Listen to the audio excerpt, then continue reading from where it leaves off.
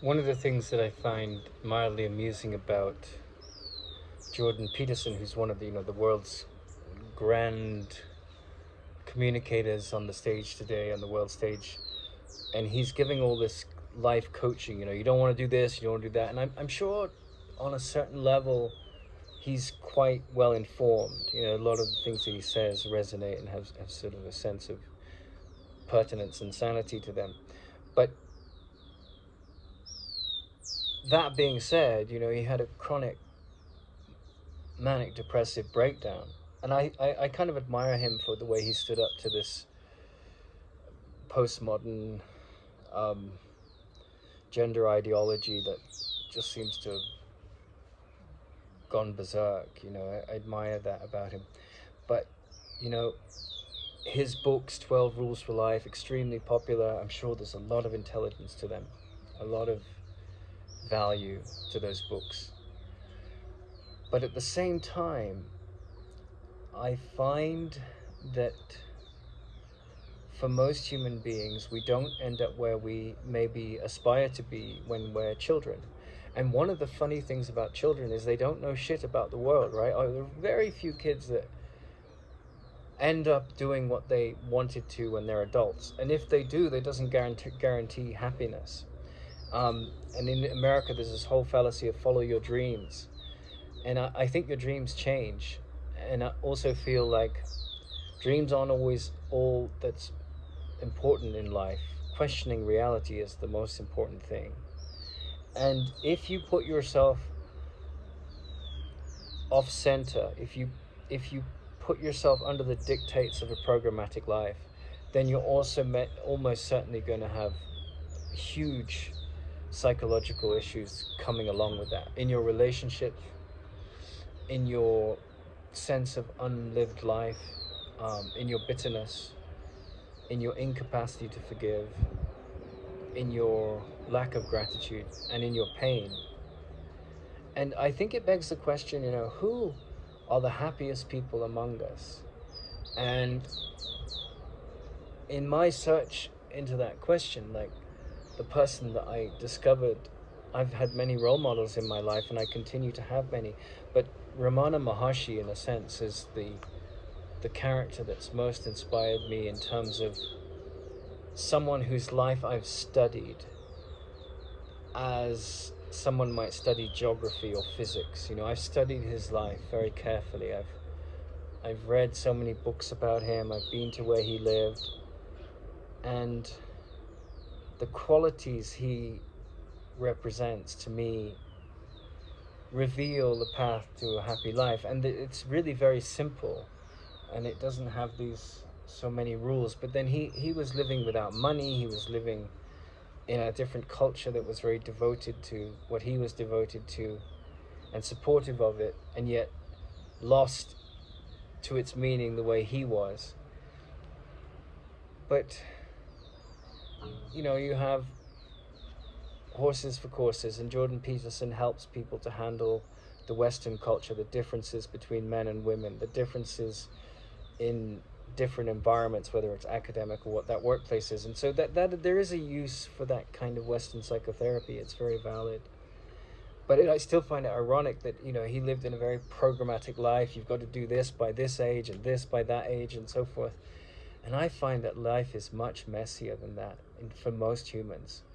And we want people to come along and put things in boxes and say you have to do it this way, because we like to be told what to do. We like these self-help books. But I don't necessarily know. I think some of those things happen if there's a problem with your iPhone or your computer or something.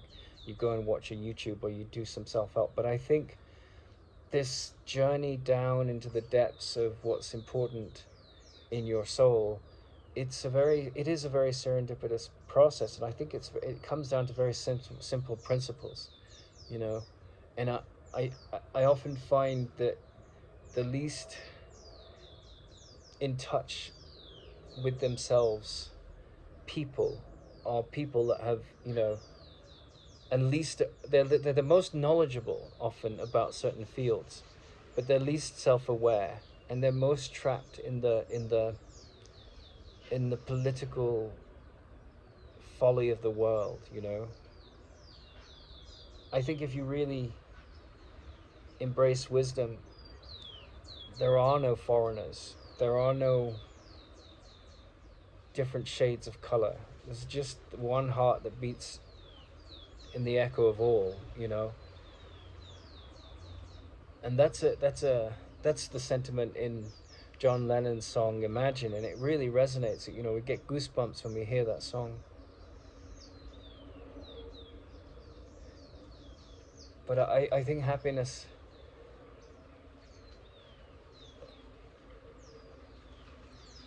in the end is not related so much to what we do, although it does help to listen to your inner guidance, you know. And I've always been someone that doesn't really fit in, and I'm okay with that, you know. Not in the sense that I'm delusional, but in the sense that, you know, I've always walked to the beat of a different drummer, and that can be a very difficult path. And when you fit in, that can also be a very difficult path, because there's a part of the psyche that needs routine, and it needs comfort, and it needs the comfort of different things like money and salary and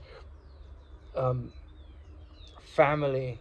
But also in that comfort can be a trap. You know, you can lose track of the creative life and just become an automaton in a system. And when you leave the system and try and create your own path, you know, as they say, that's the whole mythology of the Arthurian knights. You know, you go into the forest, and where there's a path, it's not your path, you know. And that's not necessarily the culture you find in the East, because it's very much authority driven. But the Western culture embraced like preference, what the psychologists used to call the id, and that created a very creative, innovative society, which was very, very volatile. You have 1% divorce rate in India and 50 odd percent, depending where you are, in the West. And so people like, I'll go my way, and that leads to incredible innovation, but also incredible separation. And I'm not saying there aren't lousy marriages in the East. There's plenty, but there's much more conformity to follow the path, to follow the authority. Whereas in the Western culture, we have this kind of sense that, you know, explore your individuality, right? And it's ironic because individuality comes from the word indivisible, and indivisible means undividable, right? So we are in essence one, but the need to find how we swim in the sea with our fellow fish in alignment with that that line that goes along the belly that aligns us and doesn't lead to, you know, distortion. I mean, that's what Jordan Peterson's book, the 12 Rules of a Life, it's like, this is how society works, this is how you get yourself in order to fit into it and do well in it, right? And then Krishnamurti is saying, well, it's hardly, you know, it's hardly a sign of like psychological intelligence to be extremely well suited to a very sick society. So there's two levels to it, you know. And I really feel that in the end, you know, you meet some wonderful people, and they're very advanced, and they're living very normal lives.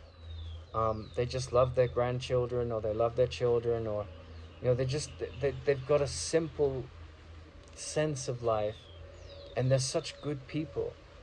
But they may not necessarily be drawn to the deeper questions, and they may not have to be. They may encompass them without even questioning them. And I think it's a delight to meet such humans. So enlightenment isn't always about, you know, asking the deep questions. It's a way of being, you know. The most humble, simple people who have never read a book, can really feel the oneness in the heart and the beauty of life. But I suppose the profundity of the profound questions, the important questions, the essential questions, is like, is there an ending to sorrow? What is the source of sorrow? You know, these kind of questions, they seem so alien to many people,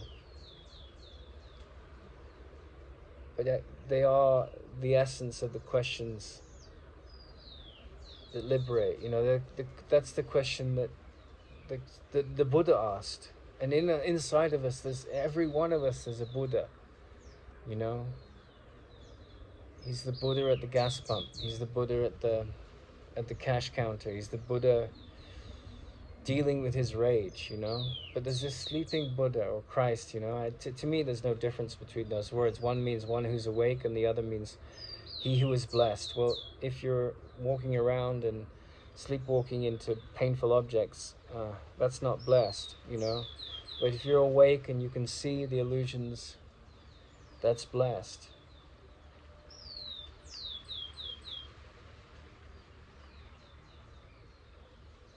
But I don't think happiness has really anything to do with these complex constructs. I think happiness or success or fitting into a very complex world does require a lot of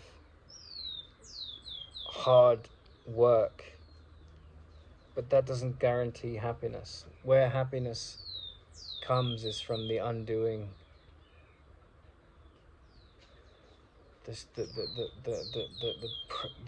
If you can find a way to be present with the simplicity of your being, you know, and it just, you notice that more and more that engulfs you. That's all you are.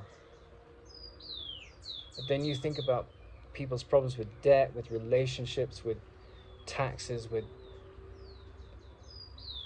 overbearing governments, with ineffective governments, with violence, crime, stealing, you know. All of those things can take away your happiness in a heartbeat.